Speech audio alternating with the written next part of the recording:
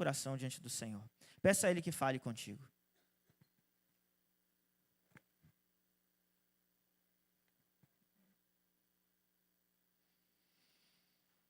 Senhor, prepara o nosso coração, Pai. Prepara os nossos ouvidos e me prepara para ser fiel também no anúncio da Tua palavra. Assim nós oramos em nome de Jesus Cristo. Amém. Meus irmãos, hoje nós vamos continuar a nossa série de mensagens. Eu já falei um pouquinho dela no início do nosso culto hoje. Como é que se chama essa série? Caminhos de Coragem. Nós temos assim meditado em qual livro? No livro de Josué. Temos falado aí sobre as histórias, a narrativa que lemos nesse livro nos últimos domingos.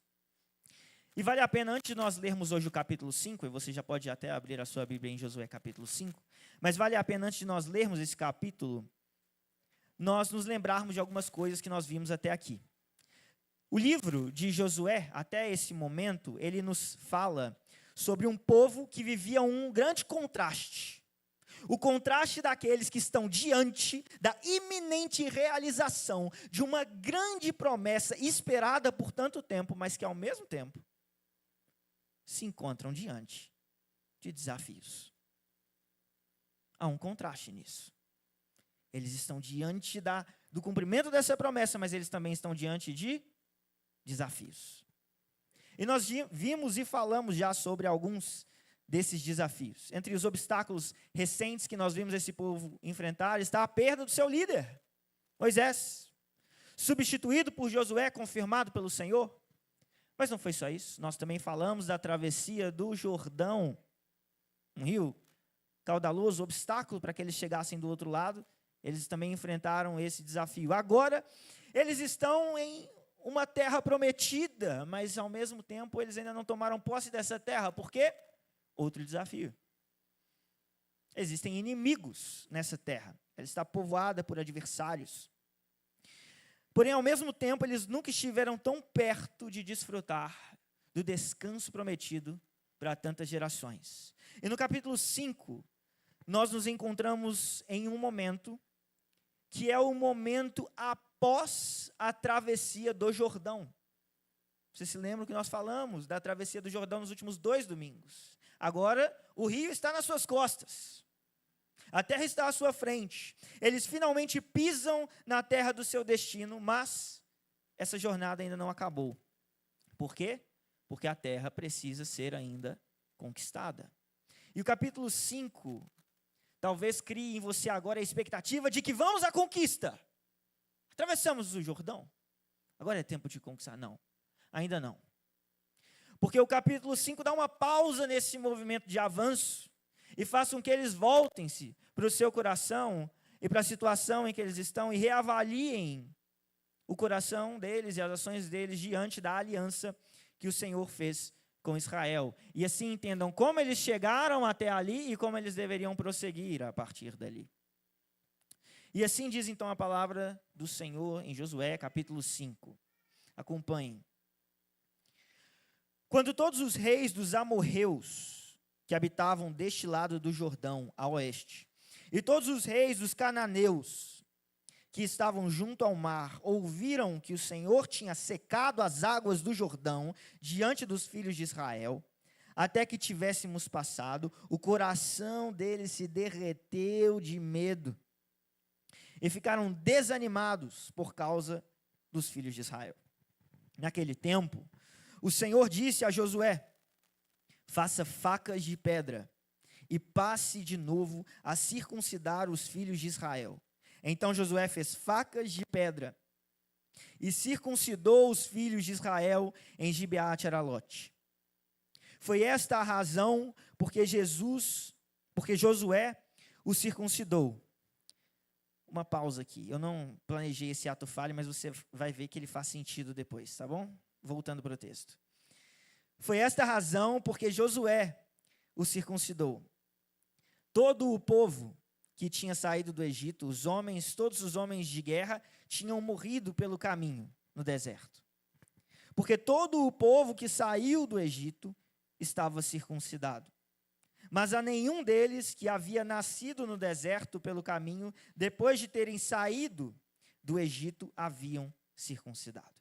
Porque os filhos de Israel andaram 40 anos pelo deserto, até desaparecer toda a nação, a saber, os homens de guerra que saíram do Egito, que não obedeceram à voz do Senhor, os quais o Senhor tinha jurado, que não lhes deixaria ver a terra que o Senhor, sob juramento, prometeu dar a seus pais, terra que mana leite e mel. Porém, em seu lugar pôs os filhos deles, e a estes Josué circuncidou. Estavam incircuncisos porque não os circuncidaram no caminho. Depois que toda a nação foi circuncidada, ficaram no seu lugar no arraial até que sararam. Então o Senhor disse a Josué: hoje removi de vocês a vergonha do Egito. Por isso aquele lugar foi chamado de Gilgal até o dia de hoje. Enquanto os filhos de Israel estavam acampados em Gilgal, celebraram a Páscoa no dia 14 do mês, à tarde, nas campinas de Jericó. No dia seguinte à Páscoa, comeram do fruto da terra. Nesse mesmo dia comeram pães sem fermento e cereais tostados. Um dia depois de terem comido do produto da terra, o maná cessou. E os filhos de Israel não mais o tiveram, mas naquele ano comeram do que foi colhido na terra de Canaã. Vamos orar mais uma vez. Senhor, agradecemos pela Tua palavra. A Tua palavra foi lida e eu peço ao Senhor que o Teu Espírito Santo a aplique no nosso coração nesse momento.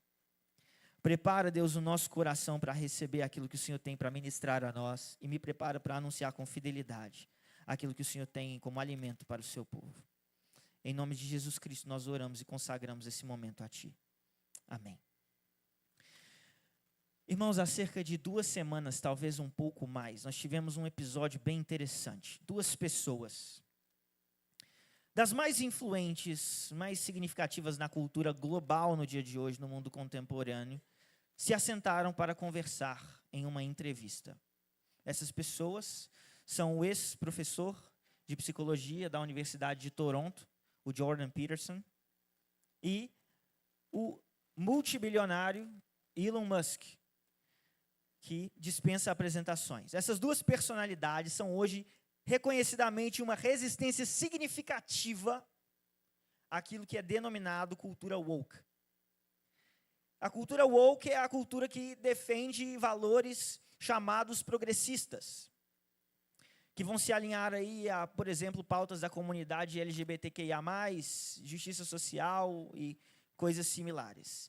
E essa conversa entre Jordan Peterson e Elon Musk foi bastante interessante, mas ao mesmo tempo que foi interessante, ela também revelou alguns sintomas que nos mostram que nós vivemos em uma grande crise da humanidade no mundo real. Em determinado momento dessa conversa, Musk foi questionado sobre o seu apoio ao candidato da presidência nos Estados Unidos, Donald Trump. E ele diz que entre os candidatos possíveis à presidência dos Estados Unidos, Trump era aquele que mais se alinhava com os seus valores, dos quais ele destaca um em específico, que é a meritocracia. Que, simplificando, significa que você será recompensado de acordo com as suas competências, habilidades e condições. Ele aponta que a meritocracia é um dos valores que guiaram os Estados Unidos a se tornarem a potência que eles de fato são. Em resposta a esse comentário, Jordan Peterson o complementa. E ao complementar, ele diz que a alternativa à meritocracia no mundo real, no mundo em que vivemos e não no mundo das ideias, a alternativa à meritocracia não é a igualdade, mas é o nepotismo e a dinastia, onde privilégios são garantidos não de acordo com a competência de alguém, mas são garantidos de acordo com a sua proximidade de uma figura de poder e sua relação com as pessoas que ocupam o poder. Você pode questionar agora, então, como que isso revela uma crise no mundo real, como eu disse a você, que revela? Veja que aqui, nessa conversa, são apresentadas as nossas alternativas. A meritocracia, de um lado, que, me perdoe o trocadilho, mas tem o seu mérito em reconhecer que o homem é mau, em usar isso em seu benefício, manipulando a ganância, o egoísmo, a ambição para atividades produtivas, muitas vezes ao custo da vida de alguns, ou por outro lado, temos o nepotismo e a dinastia, que normalmente não vão ser introduzidos sob esses rótulos que claramente revelam a própria injustiça, mas vão se passar por fantasias de igualdade e proteção dos mais frágeis.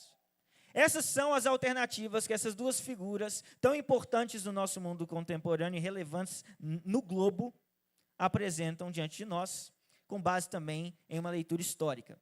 E diante desses cenários, nós precisamos reconhecer uma coisa importante. Nós precisamos reconhecer que sem que o pecado seja vencido, sem que o homem seja transformado, sem que os ídolos sejam quebrados em nosso coração, não existe saída.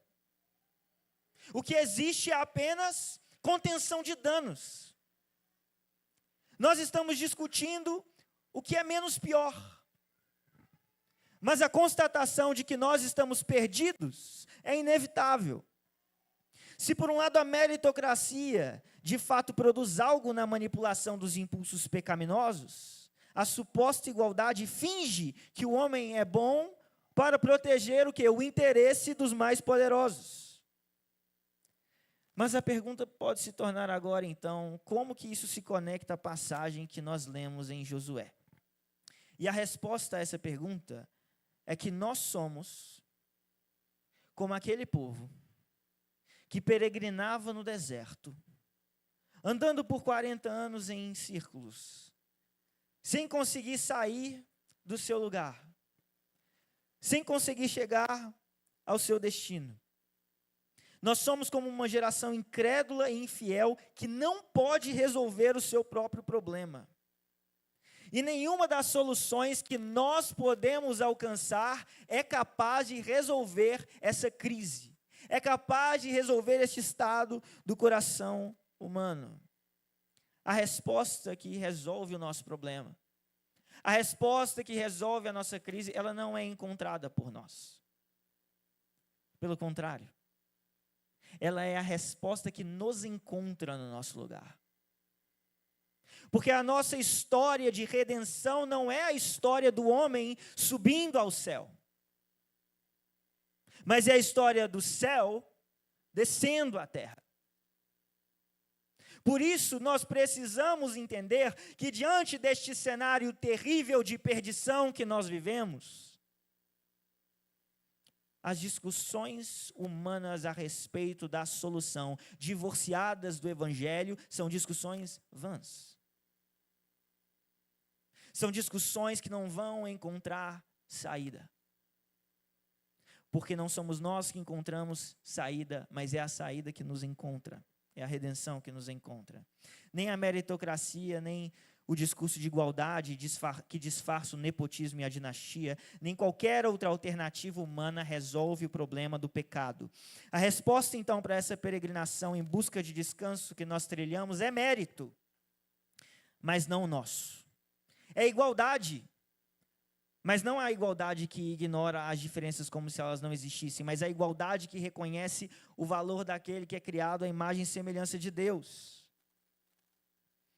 A solução para o nosso problema é o privilégio, mas não o privilégio dado a amigos. O privilégio dado a inimigos de Deus, que receberam o privilégio de serem chamados seus filhos, que foram adotados por Ele.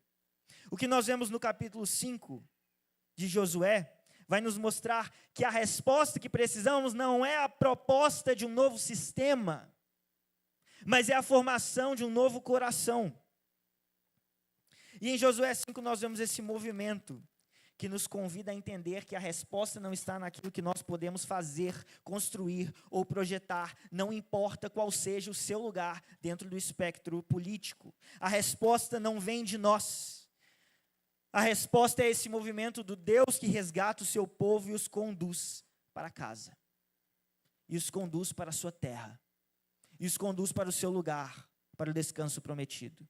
E Josué 5 nos aponta para o movimento divino de resgate daqueles que pertencem a Deus. e nos consola, então, em meio à angústia desse mundo, em meio à falta de esperança desse mundo. E assim, nós vamos ver nessa passagem que lemos um elo sequencial. Uma cadeia de eventos que eu quero que você esteja atento a ela hoje, que é a seguinte: o Deus que elege, promete. O Deus que promete, transforma. O Deus que transforma, provê. Nós vamos olhar para cada um dos elos dessa sequência e nós vamos observar diante desse texto este movimento de redenção que o Senhor nos resgata dessa falta de esperança que existe entre os homens. O primeiro elo dessa sequência é o Deus que elege, promete. Veja o versículo 1. Quando todos os reis dos amorreus que habitavam deste lado do Jordão a oeste, todos os reis dos cananeus que estavam junto ao mar, ouviram que o Senhor tinha secado as águas do Jordão diante dos filhos de Israel, até que tivéssemos passado, o coração deles se derreteu de medo e ficaram desanimados por causa dos filhos de Israel. Existe nessa primeira parte dessa passagem, nesse primeiro versículo, uma ênfase que está no Deus que elege, do Deus que escolhe um povo para si, do Deus que chama um povo para si. Veja que nós estamos agora onde? Onde nós estamos com esse povo na leitura desse texto? Ao oeste do Jordão. Nós já atravessamos o rio. Mas como eles atravessaram o rio? Não foi nadando.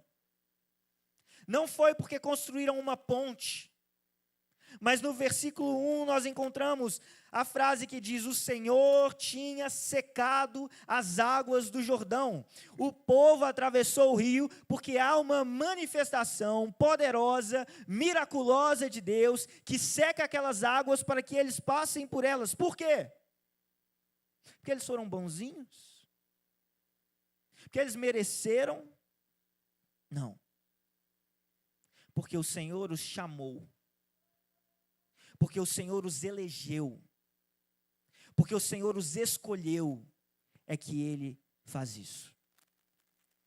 Antes que o povo atravessasse o Jordão, Raabe, nós já falamos de Raabe aqui, já havia anunciado aos espias em Josué 2, 9 e 11, o seguinte: Raabe disse: todos os moradores da terra estão se derretendo de medo, porque ouvimos que o Senhor secou as águas do Mar Vermelho diante de vocês, quando saíram do Egito. Quando ouvimos isso, nosso coração se derreteu, e todos ficamos desanimados, por causa da presença de vocês, porque o Senhor, o Deus de vocês, é Deus em cima nos céus e embaixo na terra. Ao ouvirem o que Deus tinha feito há décadas atrás no Mar Vermelho, o povo da cidade de Jericó está amedrontado. O coração deles está derretendo de medo, porque eles ouviram falar do Deus que tinha aberto o mar. Mas agora a situação para eles é ainda pior, porque Deus abriu o seu rio. Não um mar distante em décadas passadas, Deus abriu o seu rio, para que o seu povo passasse. Deus seca as águas e os reis se derretem de medo. Por quê? Porque esse povo é o povo de Deus. Porque eles pertencem a Deus. O rio não se abre porque o povo merece. O rio se abre porque o povo pertence. E por isso os inimigos se derretem de medo. Não porque o povo merece, não porque o povo tem armas, não porque o povo tem um exército, não porque eles são treinados na batalha. Eles temem porque eles têm um Deus que é real. Um Deus que domina sobre as águas dos mares, um Deus que domina sobre as águas dos rios, um Deus que os escolheu. Não é a respeito dos carros e cavalos, não é a respeito da força militar, não é a respeito do conhecimento do povo de Israel, é a respeito do Deus que os chamou, que os formou, que os separou. É porque o povo é o povo de Deus, que após o versículo 1 nos situar quanto ao que estava acontecendo, nos versículos 2 a 5, nós vemos uma instrução a Josué. Ele deveria fazer o quê? Facas de pedra e o circuncidar. Isso deve levantar uma pergunta. Por que eles já não estavam circuncidados? A circuncisão foi dada a Abraão. Em Gênesis capítulo 17. Os bebês ao 8º dia já deveriam ter o seu prepúcio cortado como um sinal da aliança que Deus havia dado. Também todos os homens da casa de Abraão. Deus diz a Abraão em Gênesis: farei uma aliança entre mim e você, e darei a você uma descendência muito numerosa. Darei a você e a sua descendência, preste atenção nisso, a terra, onde agora você é estrangeiro, toda a terra de Canaã, como propriedade perpétua, e serei o Deus deles. Veja que agora nós estamos no cumprimento da promessa que Deus há séculos atrás havia dito a Abraão. Este povo numeroso não existia, agora ele existe. Este povo não estava na terra, agora ele está. Mas diante do cumprimento dessa promessa, eu te pergunto, cadê o sinal da aliança que Deus havia dado para que o povo se lembrasse das promessas que foram feitas? Ele não está lá. A marca que Deus deu de testemunho não estava lá. Todo o povo que saiu do Egito estava circuncidado, mas na incredulidade, na infidelidade do caminho do deserto, o sinal foi omitido. Isso nos mostra a diferença entre eleição e aliança. O povo de Israel foi eleito, ele foi criado, ele foi formado, ele foi escolhido por Deus como seu povo. A esse povo Deus elege. E quando elege, ele faz a eles uma promessa. Ele faz com eles uma aliança. E nós enxergamos aqui então essa diferença. Eles receberiam a terra, as bênçãos do descanso e prosperidade, mas eles deveriam guardar o seu coração em obediência. O que nós sabemos, no entanto? Sabemos que o povo viola a aliança, que eles se comportam com idolatria e negligência, e aqui estão eles, na terra da promessa, sem a marca da aliança, porque eles são como infiéis. Mas há uma esperança que o sustenta na história. Uma esperança que não foi e não pode ser violada. O povo continua sendo o povo eleito. Mesmo sem a marca da circuncisão, eles continuam eleitos. Eles continuam sendo preservados por Deus, porque os propósitos de Deus não podem ser frustrados, e os propósitos de Deus com este povo eram maiores do que este povo, enquanto povo étnico. E por isso ele ordena agora a circuncisão. A aliança deve ser renovada, e essa temática de renovação da aliança está presente em todo o livro de Josué, encontrando um dos seus clímaxes, por exemplo, no capítulo 24, o último capítulo. Por ora, eles devem ser circuncidados, indicando então o pacto estabelecido, e Josué o faz no lugar chamado Gibeate Aralote. O que significa esse nome? Colina de prepúcios.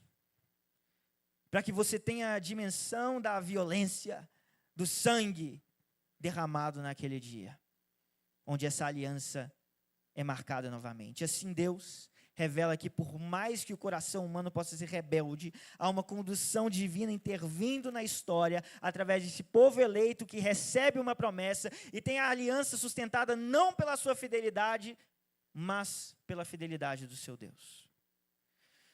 Irmãos, esse texto nos mostra que nossa infidelidade não frustra os planos de Deus. Isso não significa que a nossa infidelidade não tenha consequências. Mas o fio da promessa nunca é rompido. Deus vence a nossa infidelidade. Deus renova a aliança que Ele faz com o seu povo, que Ele faz conosco. Ainda que às vezes nós, quando olhamos para onde estamos, vemos um Deus misericordioso que nos trouxe até aqui, mas não vemos as marcas dessa aliança em nós. E por isso, enquanto nós acompanhamos a jornada deste povo, este tempo é tempo de nós pensarmos e lembrarmos e considerarmos e avaliarmos se nós temos carregado as marcas que o Senhor deixou para que carregássemos. Se nós carregamos as marcas de um coração circuncidado. Porque não adianta você estar aqui com um coração infiel, com um coração incrédulo. Não adianta você carregar uma Bíblia debaixo do braço. Não adianta você vir na igreja. Nós precisamos carregar as marcas de um coração circuncidado. Então pare de correr atrás de promessas vãs colocadas por este mundo à sua frente. Ao povo de Deus existe uma promessa verdadeira que deve nos conduzir em nossa história. E isso nos leva para o próximo elo dessa sequência. O primeiro elo é o Deus que elege, promete. O segundo elo é o Deus que promete, transforma. Veja o versículo 6. Porque os filhos de Israel andaram 40 anos pelo deserto até desaparecer toda a nação, a saber, os homens de guerra que saíram do Egito, que não obedeceram à voz do Senhor, os quais o Senhor tinha jurado que não lhes deixaria ver a terra que o Senhor, sob juramento, prometeu dar aos seus pais, terra que mana leite e mel. Irmãos, se na primeira parte dessa passagem nós vimos uma ênfase na aliança e na eleição, agora nós vemos uma ênfase na infidelidade do povo. Durante 40 anos, essa geração incrédula, essa geração infiel vagou pelo deserto, impedida de entrar na terra prometida. E ali eles foram disciplinados, e ali eles sofreram juízo. Mas o versículo 6 nos diz ainda que eles eram desobedientes. Eles saíram do Egito, mas o Egito não saiu deles. Esse é o estado que nós vemos esse povo. E porque eles saíram do Egito, mas o Egito não saiu deles, eles foram tamam. E o que é essa palavra? Essa palavra é uma palavra hebraica, que está aqui presente nesse texto e é traduzida por até desaparecer.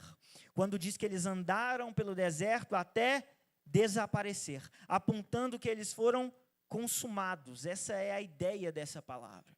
Eles foram terminados por causa da sua desobediência. A nação desobediente pereceu. A nação desobediente foi consumada. Mas a promessa e o propósito do Senhor não pereceram. Por isso o versículo 7 nos diz: porém, em seu lugar pôs os filhos deles. Por quê? Porque o Deus que promete, transforma. Mesmo quando a aliança é quebrada, a eleição permanece. A promessa permanece. E por isso não existe apenas o conceito aqui de renovação da aliança, mas existe também o conceito de remanescente. Daqueles que permanecem, mesmo quando tudo parece perdido. E nós vemos aqui também a figura do remanescente, não vemos? Porque apesar de toda essa primeira geração ter perecido, nós sabemos que há uma exceção.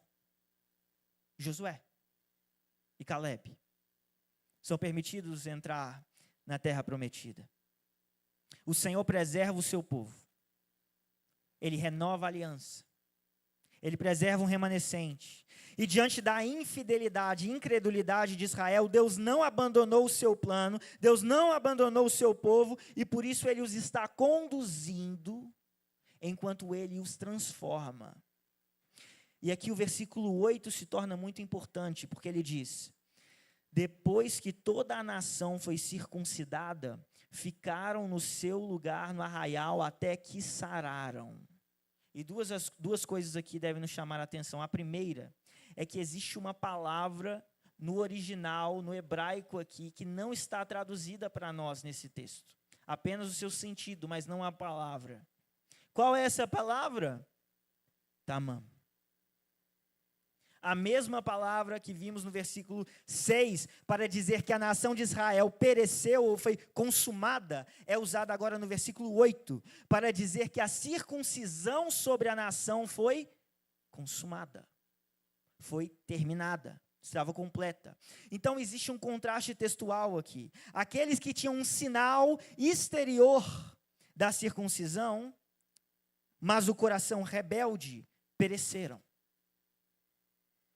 O sinal exterior daqueles que saíram do Egito não os preservaram durante a jornada. Eles pereceram, eles foram tamam.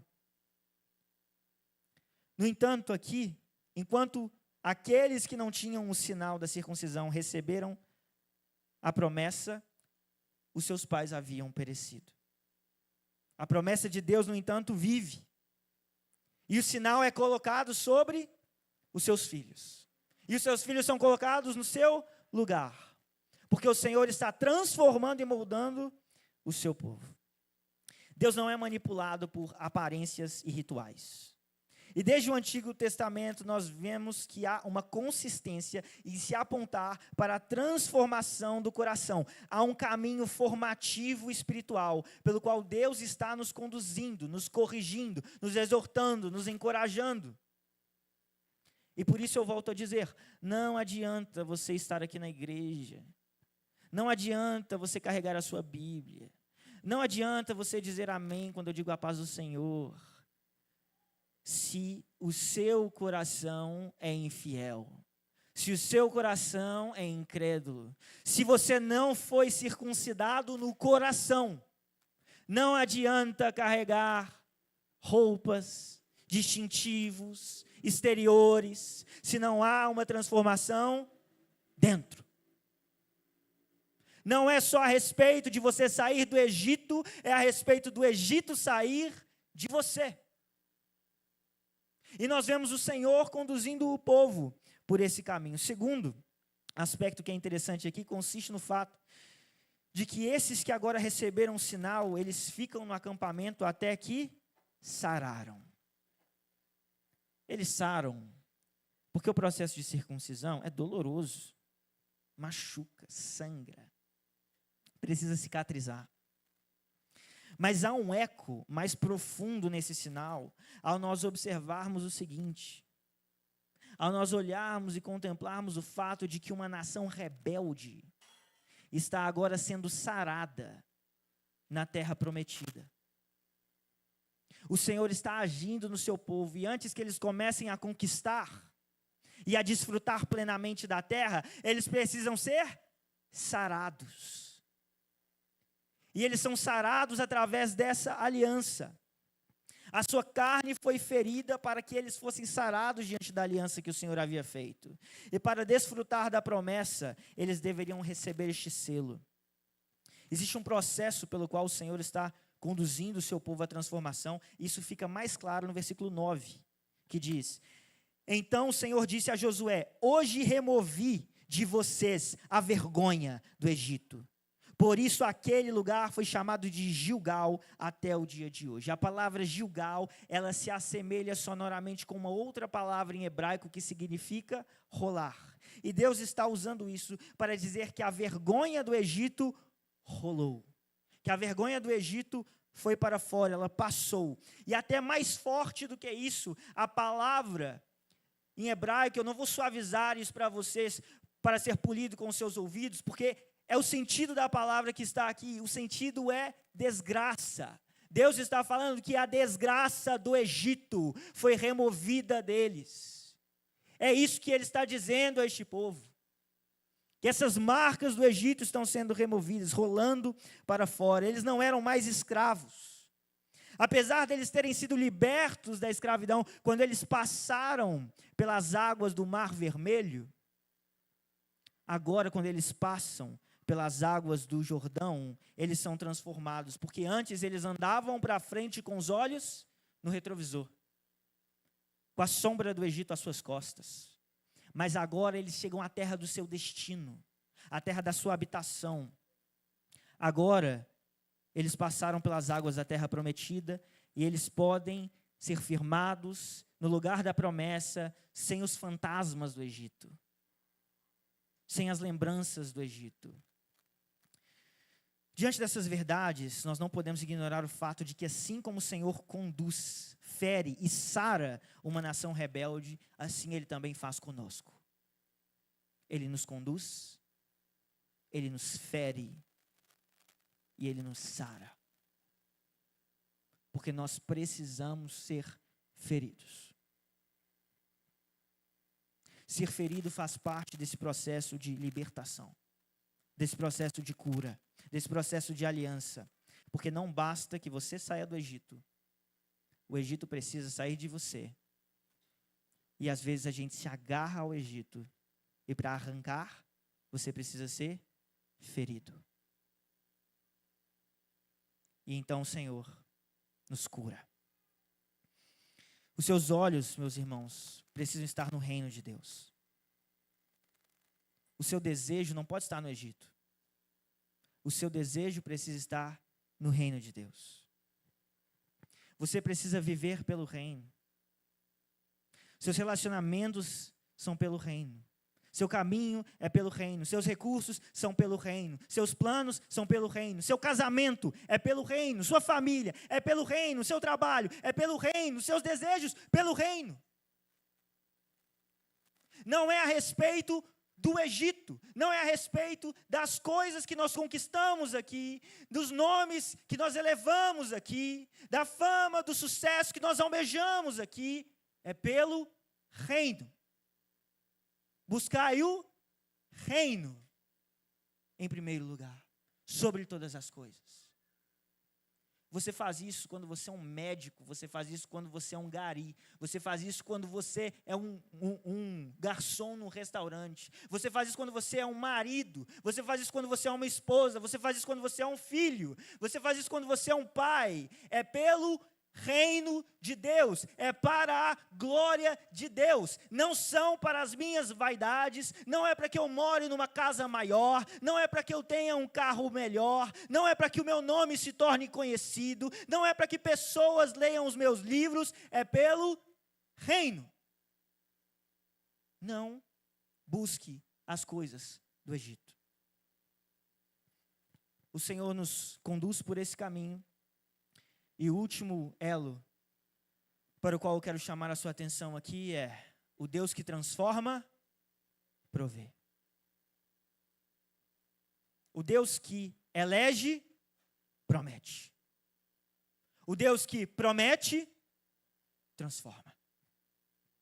O Deus que transforma, provê. Veja os versículos 10 a 12. Enquanto os filhos de Israel estavam acampados em Gilgal, celebraram a Páscoa no dia 14 do mês, à tarde, nas campinas de Jericó.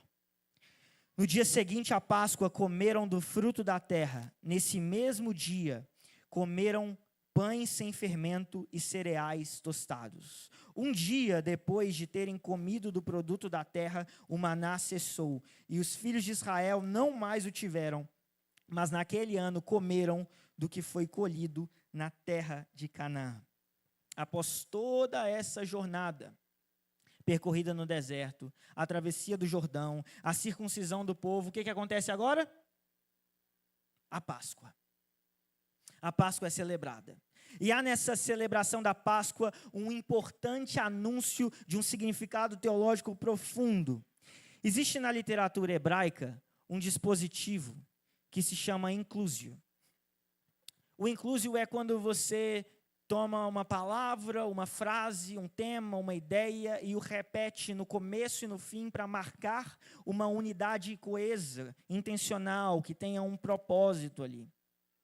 E aqui nós vemos nessa narrativa escrita pelo Senhor, na história de redenção do seu povo, um importante evento trabalhando como inclusio, que é a Páscoa. Porque quando eles passaram pelas águas do mar, quando eles foram libertos do Egito, o que eles celebravam? A Páscoa. Não é por coincidência que quando eles entram na terra, o que eles celebram? A Páscoa. No entanto, quando nós amplificamos o nosso olhar, subimos um pouco e começamos a observar os detalhes, nós vamos descobrir que nós não estamos apenas diante de um inclusio, que nós estamos aqui diante de um quiasma. O quiasma é uma outra estrutura do pensamento hebraico, onde você vai ter uma sequência, uma cadeia, que depois é repetida ao final de forma espelhada. Na sequência, por exemplo, A, B, C, A, B. Há uma repetição invertida, se comparando o princípio e o fim. E nós percebemos que aqui há um quiasma, que normalmente é usado para enfatizar a figura central. Mas aqui eu quero chamar a sua atenção para as pontas desse quiasma. Veja só o que acontece. Em Êxodo, nós vemos o Senhor Deus lutando pelo seu povo. Não é verdade? Nas pragas. Isso não acontece? Não há uma intervenção divina que Deus está fazendo, lutando para libertar o seu povo? Muito bem.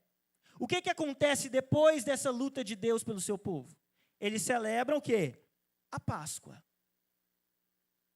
E depois que eles celebram a Páscoa, o que acontece com eles? Eles atravessam as águas do Mar Vermelho. Agora, quando nós olhamos para Josué, nós vemos essa estrutura espelhada. O povo atravessou o Jordão. Ele atravessou as águas. E depois de atravessar as águas, o que eles fazem? Eles celebram a Páscoa. Isso significa que o que é que nós aguardamos agora? O que é que nós esperamos agora? O Senhor lutando pelo seu povo. Porque essa é a estrutura do começo. E essa é a estrutura, então, do fim. Então, se eu vejo o povo atravessando as águas e eu vejo eles celebrando a Páscoa, qual é o próximo elemento da cadeia? A guerra. O Senhor intervindo pelo seu povo. E o que acontece no texto em que lemos? E agora eu leio os versos finais. Versículo 13. Quando Josué estava perto de Jericó, levantou os olhos, e eis que se achavam em pé diante dele um homem, que trazia na mão uma espada. Josué se aproximou dele e perguntou: você é dos nossos ou dos nossos adversários? Ele respondeu: não sou nenhuma coisa nem outra, sou o príncipe do exército do Senhor e acabo de chegar. Então Josué se prostrou com o rosto em terra e o adorou. Ele disse: que diz meu senhor ao seu servo? O príncipe do exército do Senhor respondeu a Josué: tire as sandálias dos pés, porque o lugar em que você está é santo. E Josué fez assim. A Páscoa é sucedida pelo príncipe do exército do Senhor diante de Josué, porque ele lutará contra os seus inimigos. E essa cena é ainda fechada por uma repetição do quê? Do encontro de Moisés com Deus, diante da sarça. Porque o que acontece lá? Ele recebe a palavra: tira as sandálias dos seus pés, porque o lugar em que você está é terra santa. E agora o que acontece com Josué? Tira as sandálias dos seus pés, porque o lugar em que você está é santo. O mesmo acontece com Josué, encapsulando toda essa extensão do nosso quiasma, que vai da travessia do Jordão à Páscoa, a marca da remoção das sandálias, que nos preparam para o contexto de que o Senhor, mais uma vez, lutará pelo seu povo. Porque o Deus que transforma, provê. A ênfase da passagem, porém, está na celebração da Páscoa, como prenúncio da realidade da promessa de Deus. A Páscoa leva o povo de Deus de volta à consciência de que o que os separam dos seus inimigos é o sangue do Cordeiro que está sobre as suas portas. Porque é isso que acontece lá no Êxodo, você se lembra? Eles passam o sangue do Cordeiro sobre os portais, o anjo da morte não pode entrar ali porque eles são melhores do que os seus inimigos? Não, porque há um sangue do Cordeiro sobre a sua porta. E a Páscoa os traz de volta essa consciência antes da batalha, que eles não são melhores do que os outros, mas o que os diferencia é o Deus que os elege, promete, transforma, provê. E quando isso se concretiza, o maná, pão que descia do céu como provisão para o povo de Deus, cessa de cair, pois agora eles experimentarão a provisão de quem vive na terra da promessa. Após eles chegarem, então, diante da terra prometida, sob a liderança de Moisés, o que acontece? Eles entram? Não. Antes, uma coisa importante acontece. Eles não entram sob a liderança de Moisés. Eles entram sob a liderança de quem? E aí você vai se lembrar do meu erro na leitura do texto, lá no começo. Porque em hebraico o nome de Josué é Yehoshua, uma variação do nome Yeshua, que significa Yahweh salva. E é o mesmo nome dado ao nosso Salvador, Jesus, dono da história para o qual todas as outras histórias apontam. Dono do significado da Páscoa, dono do significado do maná, dono do significado de Josué. O pão que desce do céu, o cordeiro morto que nos dá a vida, e aquele que nos faz cruzar as águas da ira e chegar à terra da promessa. O Senhor chamou um povo para si. Ele fez uma promessa a esse povo. Ele transformou esse povo. E Ele ofereceu uma provisão. Mas deixa eu te dizer algo importante. Esse povo está aqui. Esse povo do qual nós lemos a respeito, falamos a respeito, pensamos a respeito, está aqui. Nessa igreja. E ao redor de tantas outras igrejas na terra. Porque nós fomos chamados, eleitos, povo de Deus. E por isso, nós nos reunimos em seu nome. E onde nós estamos, meus irmãos? Nós estamos do outro lado do rio. O Senhor Jesus já nos conduziu para o outro lado do rio. As águas da ira de Deus já foram barradas, para que nós não morrêssemos nela afogados. Mas do outro lado do rio nós ainda não podemos experimentar tudo o que a terra prometida tem, e nós ansiosamente aguardamos a revelação da Nova Jerusalém, e é tempo de nós olharmos agora para as marcas da aliança, e de nós carregarmos essas marcas enquanto somos transformados, para que nós possamos então desfrutar do dia em que nós estaremos na Nova Jerusalém. Nós sabemos que é Jesus quem nos lidera para lá. E por isso, porque nós somos esse povo, porque nós entendemos que essa realidade que lemos é nossa realidade, essa história é nossa história. Porque as águas da ira de Deus foram barradas para que nós não morrêssemos afogados. E porque o Senhor circuncidou o nosso coração. Hoje nós vamos terminar celebrando a ceia do Senhor. A Páscoa, que aponta para o Cordeiro de Deus, que foi ferido em nosso lugar. Nós vamos celebrar essa refeição com essa consciência em mente, com isso no nosso coração. Nós não estamos falando de um outro povo, nós estamos falando de nós. Nós não estamos falando de um outro libertador, nós estamos falando do nosso libertador. E nós precisamos trazer essa consciência enquanto nós celebramos a ceia do Senhor, que nos aponta para este sangue que nos redime. Eu quero chamar os diáconos que tragam os elementos da ceia para nós orarmos por eles e orarmos por esse momento. E nós vamos celebrar a ceia e essa mesa. Ela é a mesa do Senhor, ela não é a mesa da imagem. E se você segue a Cristo, rendeu a sua vida a Cristo, reconhece Ele como Senhor e Salvador da sua vida, você é convidado a participar dessa mesa se você está em comunhão com uma igreja cristã, fiel à palavra de Deus. Essa mesa é sua mesa porque essa história é sua história. Porque essa libertação é sua libertação. E porque esse libertador é o seu libertador. E porque esse cálice aponta para o seu sangue, e porque este pão aponta para o seu corpo.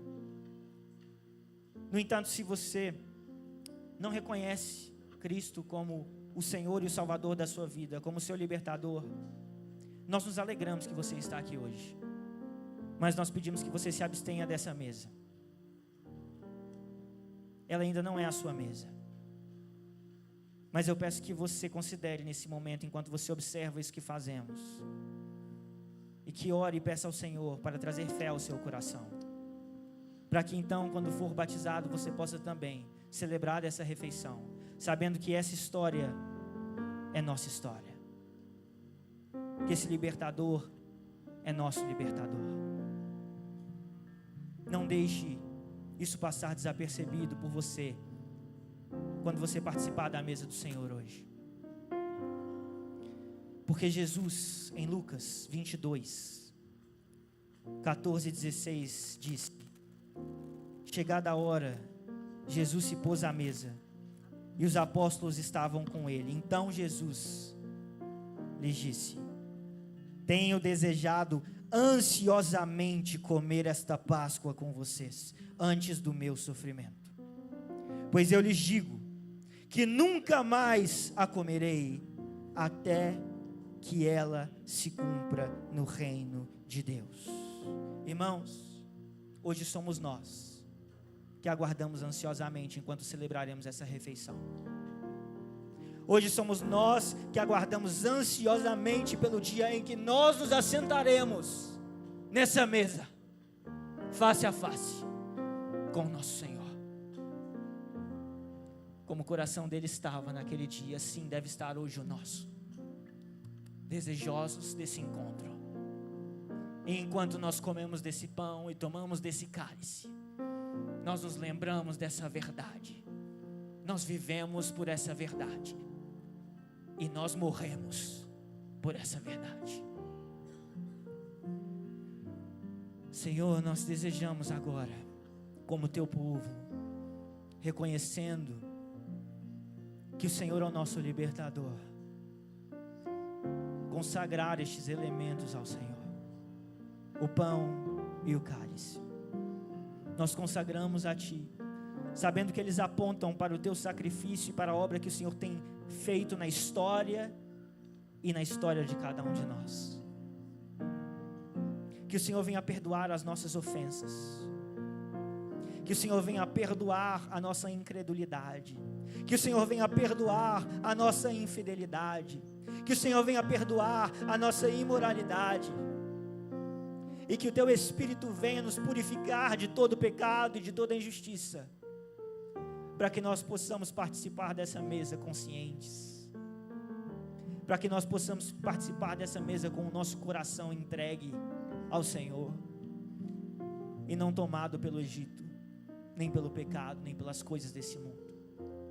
Que o Teu nome aqui seja exaltado e glorificado, em nome de Jesus Cristo, amém. Os diáconos podem distribuir os elementos, em seguida nós cearemos.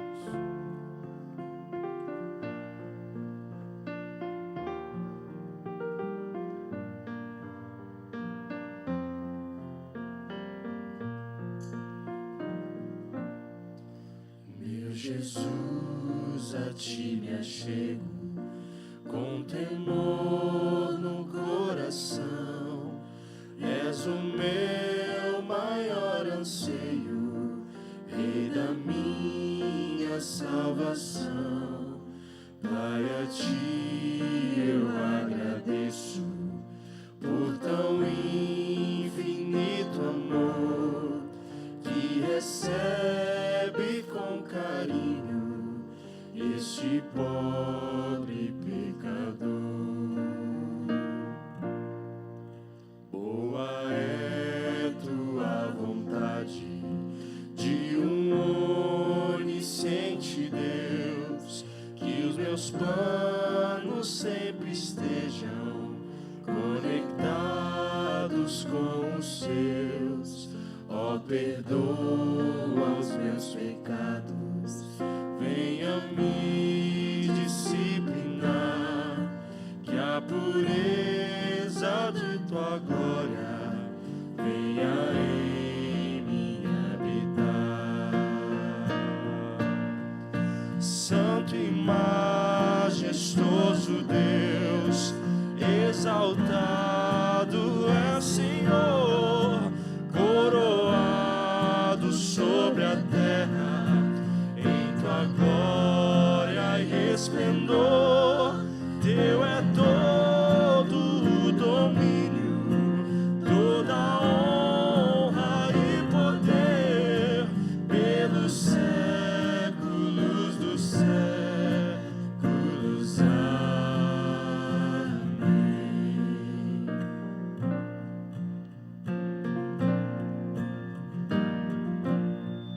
Sejas Tu meu pensamento, ao dormir eu acordar.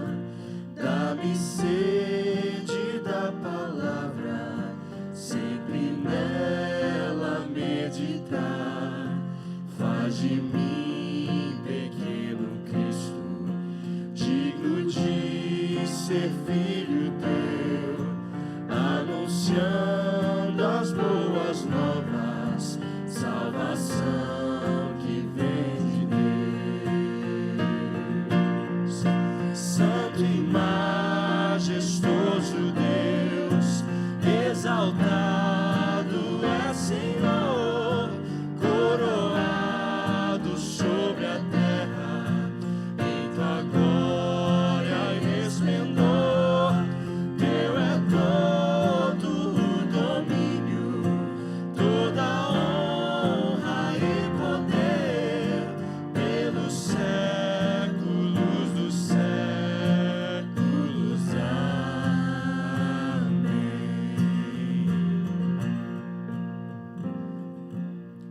Alguém foi omitido da mesa involuntariamente?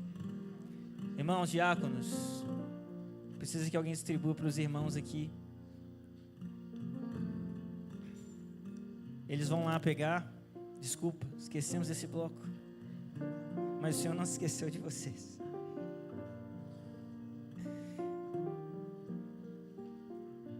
Thales, eles foram lá buscar mais? Vou pedir para tocar mais uma vez o refrão, então, enquanto a gente aguarda. Santo e majestoso Deus, exaltado é Senhor, coroado sobre a terra, em tua glória e resplendor, teu é todo o domínio, toda a honra e poder, pelos séculos dos séculos. Amém. Santo e majestoso Deus, exaltado é Senhor, coroado sobre a terra, em tua glória e resplendor, teu é todo o domínio, toda a honra e poder, pelos séculos dos séculos. Amém. Irmãos, o Vinícius, diácono, veio aqui me dizer que o Senhor tem nos abençoado com mais pessoas do que nós estávamos preparados. Então eles estão colocando lá um suco no copo, né? A Camila já está distribuindo aí para os irmãos que foram omitidos. Mas eu vou sugerir uma coisa também. Se você está com a sua família e você recebeu mais de um cálice por família, eu vou pedir que um de vocês entregue para os irmãos que estão aqui também por família, e nós partiremos esse pão entre essas famílias, certo? Então nós temos lá o suco que está sendo trazido. Se você está com seu marido, ou se você está com o seu filho, você vai usar um cálice para a sua família, e você vai passar o outro cálice para aqueles que estão omitidos, para que eles não fiquem assim. E aí vocês são duas pessoas, vocês vão partir este pão gigante, e cada um vai celebrar com uma metade. Ali já temos mais pão ali. Alguém ainda está omitido da mesa? Nós vamos resolver isso agora. Que nós somos incluídos. O Gibran está com 2 cálices, 3 cálices. Olha a generosidade. O milagre da multiplicação. Estava faltando, agora o cara está 3 cálices. Aleluia. Glória a Deus. Eu acho, irmãos, que assim, apesar disso ter saído fora do nosso planejamento, a ceia nunca foi tão ceia quanto hoje. Porque é a respeito de nós partilharmos o pão, né? E nós temos aí essa dinâmica tão individual do nosso mundo moderno, que cada um recebeu o seu pedacinho. Hoje nós tivemos a graça de nós compartilharmos esse pão. Alguém está omitido ainda? Involuntariamente? Amém. Louvado seja o Senhor. Olha que graça e que beleza. Nós vamos encerrar tomando a ceia hoje, mas eu quero então fazer uma última reflexão aqui para que você entenda esse momento e o valor dele. Os israelitas celebravam a Páscoa. E naquele dia que eles celebraram, nessa passagem que nós lemos, eles olhavam para trás e o que eles viam? Eles viam a libertação da escravidão. E eles olhavam para a frente e o que eles viam? Eles viam a terra da promessa que eles aguardavam e que em breve seria consumada completamente. Hoje nós celebramos essa mesa. Nós celebramos a ceia do Senhor. E nós olhamos para trás e o que nós vemos? A cruz de Cristo que nos libertou do império das trevas e nos transportou para o reino do Filho do seu amor. Que nos libertou da escravidão. E quando nós olhamos para frente, o que nós vemos? A breve consumação da promessa, onde nós habitaremos na Nova Jerusalém. E por isso, eu lerei aqui o texto de Mateus, onde Jesus vai conduzir este momento no Evangelho. Enquanto comiam, Jesus pegou um pão e, abençoando-o, partiu e deu aos discípulos, dizendo: tomem, comam, isto é o meu corpo. Este pão representa o corpo do nosso Senhor, corpo ferido, esmagado na cruz, para que nós pudéssemos ser transportados por entre as águas da ira e chegássemos do outro lado com os pés enxutos. Por isso comamos desse pão.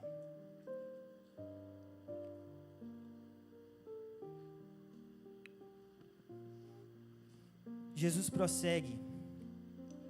A seguir, Jesus pegou um cálice e, tendo dado graças, o deu aos seus discípulos, dizendo: bebam todos dele, porque isto é o meu sangue, o sangue da aliança, derramado em favor de muitos para a remissão de pecados. Este cálice aponta para este sangue derramado na cruz, vertido por nós, que nos purifica de todo o pecado. E ele não é apenas um símbolo, mas o Senhor está aqui conosco.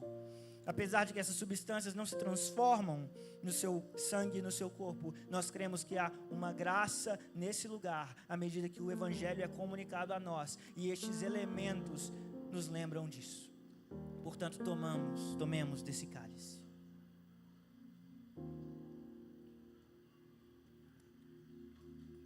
E digo a vocês, que desta hora em diante, nunca mais beberei deste fruto da videira, até aquele dia em que beberei com vocês o vinho novo no reino de meu Pai. Senhor, nós agradecemos ao Senhor pelo teu sacrifício. Nós nos lembramos do que o Senhor fez e o nosso coração se alegra em contrição, porque reconhecemos quem tu és e que não somos dignos desse amor, mas pedimos ao Senhor que nos mantenha fiéis até o dia em que poderemos celebrar nessa mesa, face a face com o nosso Salvador. Em nome de Jesus Cristo nós oramos, amém. Que o amor de Deus, o Pai, que a graça do nosso Senhor Jesus Cristo e a comunhão e as consolações do Espírito Santo de Deus sejam sobre a sua vida hoje e sempre, em nome de Jesus.